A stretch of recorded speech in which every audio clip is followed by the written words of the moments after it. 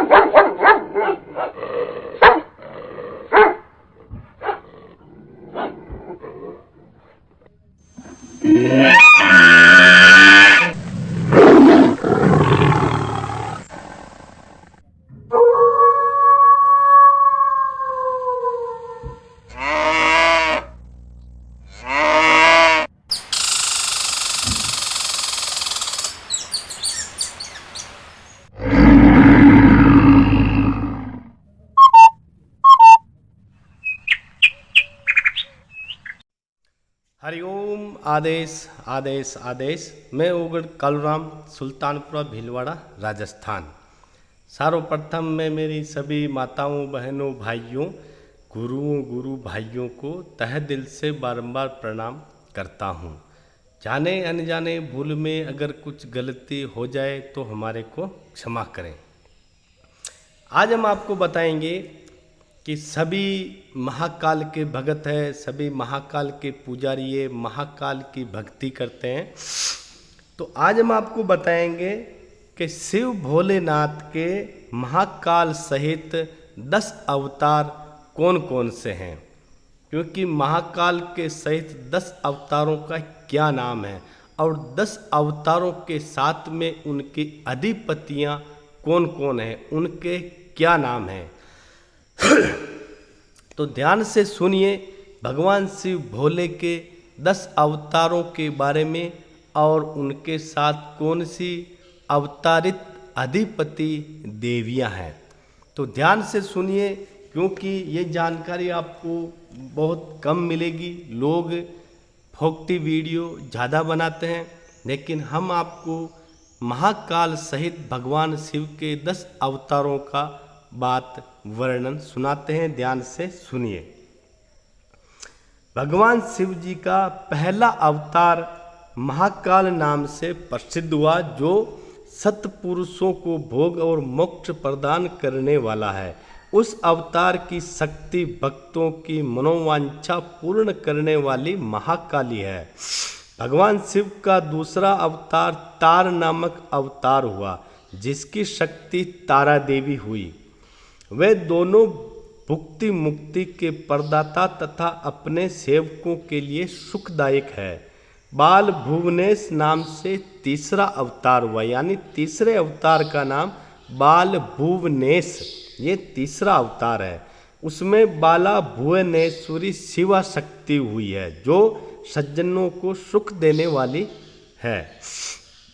चौथा भक्तों के लिए सुखद तथा भोग मोक्ष प्रदायक षोडश सरिदेश, यानी चौथा अवतार का नाम है षोडश सरिदेश नामक अवतार हुआ, और षोडशी श्री विद्या शिवा उसकी शक्ति हुई थी जो सर्वदा भक्तों की मनोकामनाओं को पूर्ण करने वाला है। इस अवतार की शक्ति का नाम षोडशी देवी है। चौथा अवतार का नाम षोडश श्री विदेश नाम अवतार, उसको उसकी श्री विद्या शिवा उसकी शक्ति है। पांचवा अवतार भैरव के नाम से प्रसिद्ध हुआ, यानी शिव जी के पांचवा अवतार भैरव के नाम से हुआ जो सर्वदा भक्तों की कामनाओं को पूर्ण करने वाला है। इस अवतार की शक्ति का नाम भैरवी है। गिरिजा जो अपने उपासकों की अभिष्ट दायिनी है। छठा शिवा अवतार है छिन्न मस्तक, यानी छठे शिव अवतार का नाम है छिन्न मस्तक नाम से जाना जाता है, और भक्त काम पर्दा गिरिजा नाम छिन्न मस्ता है। इसकी शक्ति छिन्न मस्ता है। संपूर्ण मनोरथों के दाता शंभु का सातवां अवतार है धूमवान, यानी सातवां अवतार धूमवान है। उस अवतारों में श्रेष्ठ उपासकों की लालसा पूर्ण करने वाली शिवा घुमावती है। शिव जी का आठवां सुखदायक अवतार बगला मुख है और उसकी शक्ति महान आनंददायिनी बगलामुखी नाम से विख्यात है। नौवां शिव अवतार मातंग नाम से हुआ है। उस समय संपूर्ण अभिलाषाओं पूर्ण रखने वाले सर्वांगी मातंगी है। शंभु के भुक्ति मुक्ति रूप फल प्रदान करने वाले 10वें अवतार का नाम कमल है, जिसमें अपने भक्तों का सर्वार्थ पालन करने वाली गिरिजा कमला कहलाई। यही शिव जी के 10 अवतार हैं। ये सबके सब भक्तों तथा सत्पुरुषों के लिए सुखदायक तथा भोग मोक्ष प्रदाता के। जो लोग महात्मा शंकर इन 10 अवतारों की निर्विकार से भावना सेवा करते हैं उन्हें ये नित्य नाना प्रकार के सुख देते रहते हैं। तो यह है भगवान शिव के 10 अवतार। एक बार मैं वापस आपको नाम बताता हूँ। पहला भगवान का शिव अवतार है महाकाल और उनकी प्रसिद्ध शक्ति है महाकाली। दूसरा अवतार है तार नामक है और उसकी शक्ति का नाम है तारा देवी। तीसरा अवतार है बाल भुवनेश है और उसकी शक्ति का नाम है भुवनेश्वरी। चौथा है षोडश श्री विदेश नाम से अवतार है और षोडशी उसकी शक्ति है, षोडशी उसकी शक्ति है। और पांचवा है भैरव अवतार है और उसकी शक्ति है भैरवी। और छठा अवतार है छिन्न मस्तक। शिव जी का छठा अवतार छिन्न मस्तक है और उस शक्ति का नाम है छिन्न मस्तिका। और सातवां अवतार है धूमवान और उसका शक्ति का नाम है घुमावती। धूमवान अवतार है और घुमावती उसकी शक्ति का नाम है। आठवां अवतार है बगलामुख और उसकी शक्ति का नाम है बगलामुखी। नौवां शिव अवतार का नाम है मातंग और उसकी शक्ति का नाम है मातंगी। और 10वां शिव अवतार का नाम है कमल और उसकी शक्ति का नाम है कमला कहाई गई है। तो यह है शिव जी के 10 अवतार और उनकी अभिष्ट शक्तियों के नाम बताए जो मैंने हैं। तो यह शिव जी के 10 अवतार हैं।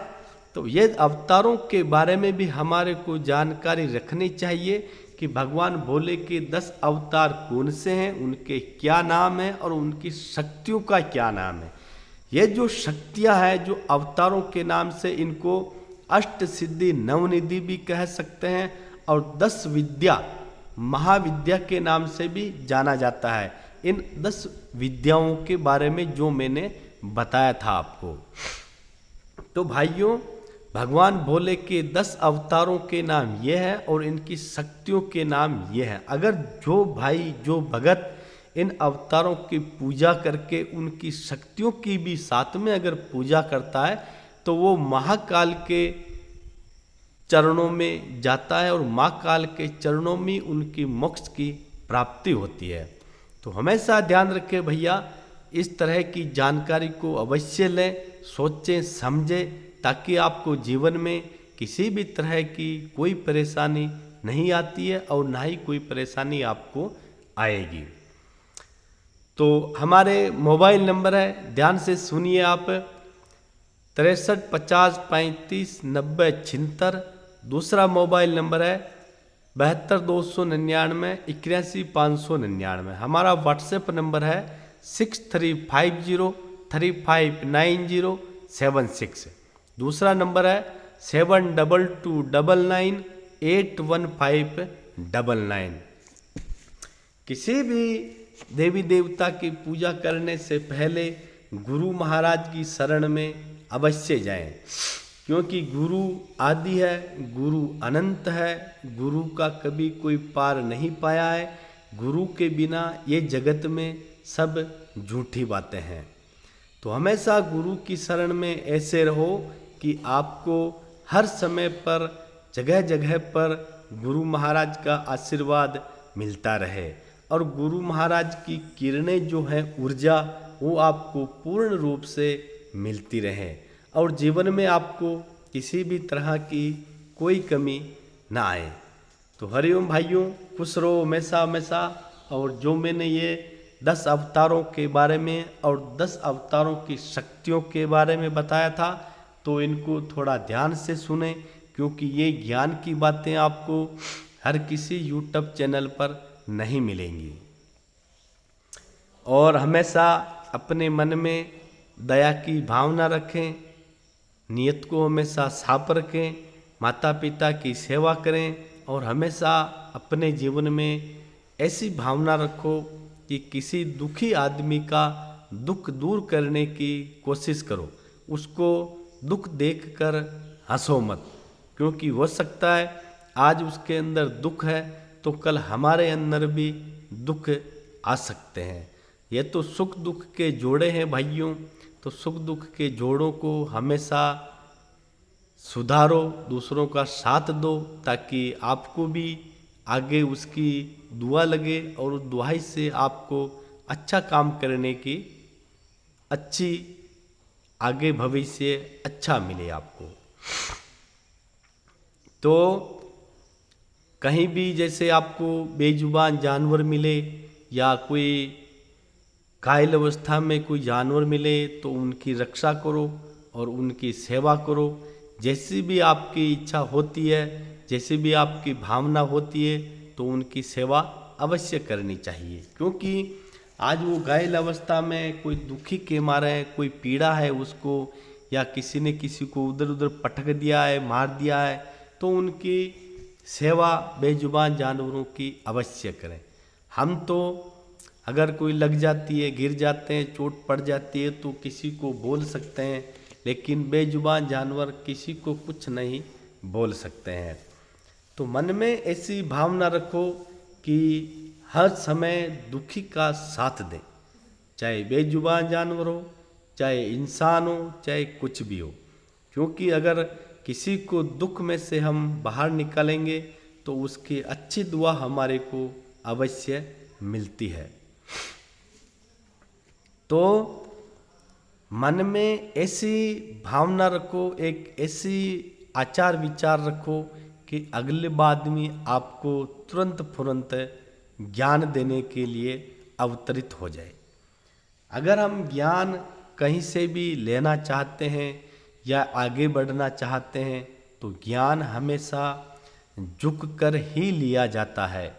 ज्ञान हमेशा हाथ जोड़कर, निवेदन करके और सर को झुकाकर उनके चरणों में से ही ज्ञान प्राप्त किया जा सकता है।